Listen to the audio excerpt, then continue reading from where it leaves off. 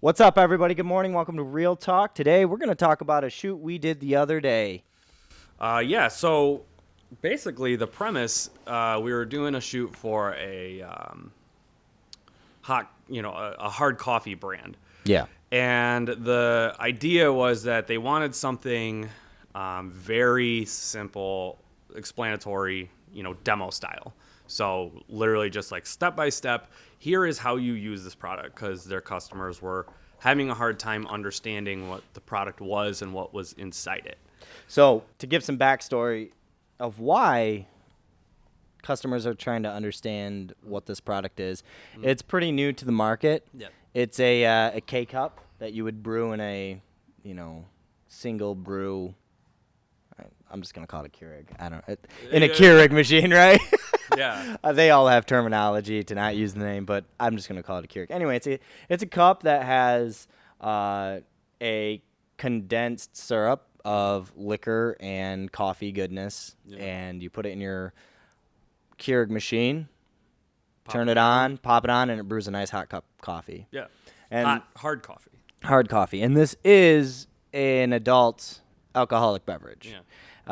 So you must be 21 to consume it. And I think that, from what's been talked to us about that, is like people aren't understanding necessarily what is this thing. Well, like, what do I do with this? Right, because in the market, everybody's seen the K-cup as coffee. Well, and our client was like, do we just like shoot it? Like, do we peel the foil back and shoot it? And it's like a bad idea. No, it would taste interesting. But it's a really cool product. It's really fun branding. But their issue was like from a very basic standpoint of just people aren't understanding what this is and the steps on how to use it. Everyone knows how to use a Keurig machine.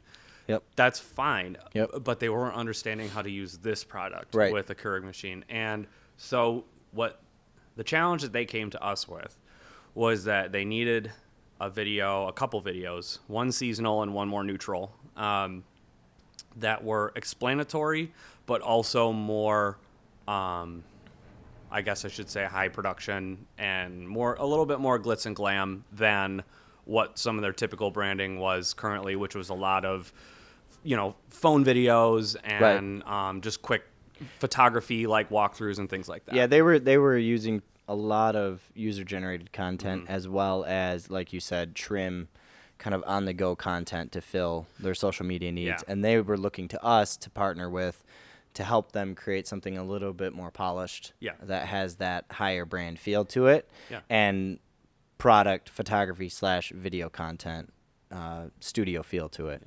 So why don't you take us through like our approach to creating this? So they came to us with two case studies. One, they wanted just a standard in-studio, demonstration of how the product works. Yep. Step by step. Here's how you prepare it. This is what you get at the end of the day, or at the end of the brew, and what you get to enjoy. It doesn't take a whole day. I don't know. Whatever.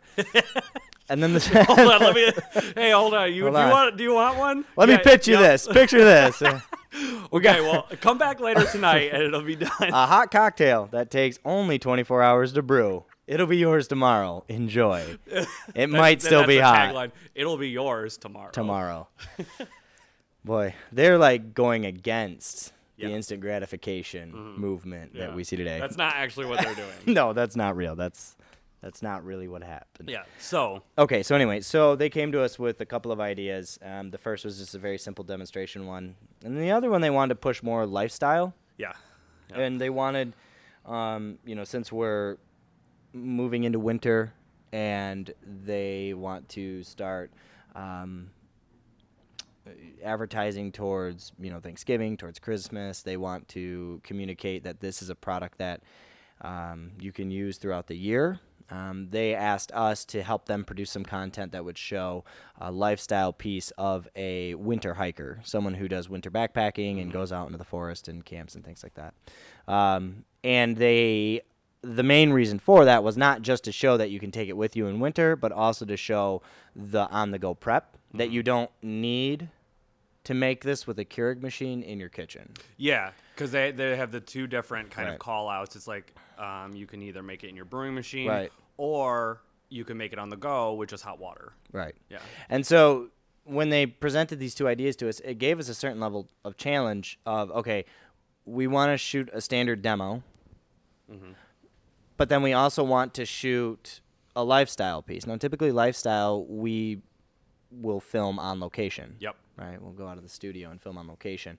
And then the studio content, or the demonstration content, that would be more suited for a studio type setup. Yeah, absolutely. So to kind of give them best of both worlds in that situation, we, in our creative meetings, finally settled on the direction of, hey, let's just film this in front of a green screen. Yeah. With the green screen, we can wipe out the green, replace it with white. Boom, we're in a white psych studio. We're good, right? And then the other one we can replace with winter background. Exactly. So we worked with the client through the creative process of where is this person supposed to be in the lifestyle piece. What's their hiking experience supposed to be like? We were going through a lot of footage, and we're actually using both stock footage and green screen content to help tell this story for our client. And I think, we're just getting into the edit now, but I think it's going to come together real nicely and demonstrate exactly what it is they're looking for. That really peaceful, serene kind of relaxation in nature by brewing your hot cocktail on the go. Yeah, and their whole moniker is, just relaxing and enjoying this product in any setting that you would be, any setting that you would normally be in with those products. Yeah. They want to help make it part of their entertainment section. When people come over and they have people have their bar set up, they've got their different, alcohols out and some mixers to make some drinks. They want to essentially start to help this product also be a central thing for that. So, right. Well, and it is a great product. I mean, if you have a group of people over and you have this whole lineup of product there, your patrons can grab whatever they like, put it into the Keurig machine, brew a drink for them, what they want, and then they can prepare it how they want. So if they're doing a Mexican coffee, they can put in the cream that they want, that type of stuff. And so it's a really great way to enhance your entertainment, at a party like that. Yeah, it's a great product, and I think where we were really able to help the creative was both from a streamlined aspect, because they needed these videos pretty quick, and actually shooting something on location takes a lot of prep, takes location shooting. Yeah, if scouting, we would have shot what we filmed in studio on location for the lifestyle piece, it wouldn't. It would have been a 2-day shoot. Well, and easily to get that nice of like a winter setting. I mean, it's gross doesn't outside exist right now. now. We would have had to travel. Yeah, right. And that's the nice thing about shooting it in studios, because we could control the light and the environment. Yeah. We're able to move a lot faster. Right. Yes, we have to composite, and that is an added step. However, through that compositing, once we lay that foundation, we can have a lot more freedom. So, like, for example, we're set on this one direction for a background, but if we don't like it, if it's just not working out for us, we can change it out, and we can work with that later. So that's why I really like, and I do kind of want to just talk about our studio a little bit. Like, that's why our studio exists, and we have, we've built it the way it is built. It's set up exactly to do these types of things. Take a concept like that and be able to shoot them quick and efficiently and really, really high production value right here in our studio. Yeah, that's the thing I like most about, what we have here today isn't the result of, we just coming in and building it. We just came in and overnight. built it up, right? This was a result of years and years of building and refining and testing and retesting and seeing what works and what doesn't work. And I think now finally we have a studio setup that allows us to really bring a large level of added value to our clients, because we can be flexible in these situations. Because at the end of the day, companies and people need good content. Yeah. And they don't want all of the barriers that stand in their way. And I think our studio has built a platform here that allows us to break those barriers down. It makes it easier for us to make this happen for our clients.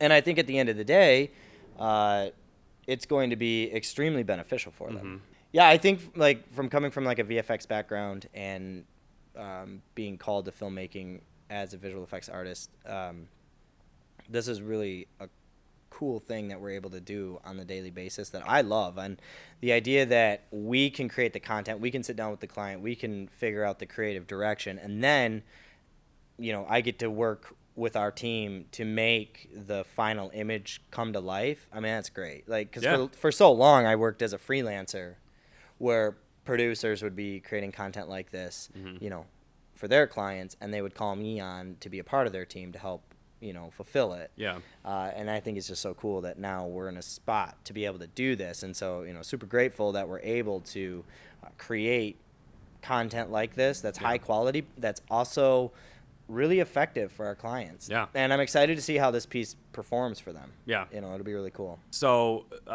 just gush with me a little bit. Gush? Yeah, gush with me a little bit on this. I don't know what gush means. Like, just tell me, like, what just some of your favorite things about shooting this piece was, or maybe one of the things you're most excited about. Yeah, I think, man, I think it just looked great. I think the way it was lit was very, it was actually interesting. We shot 2 different types of lighting setups. And we did it in the same 3 hours. Yeah, we did it in 3 hours. We shot 2 commercials in 3 hours with 2 different lighting setups, and our studio was able to facilitate both of those. One was more of a interior, top-down, hard lighting type of scenario. Yep.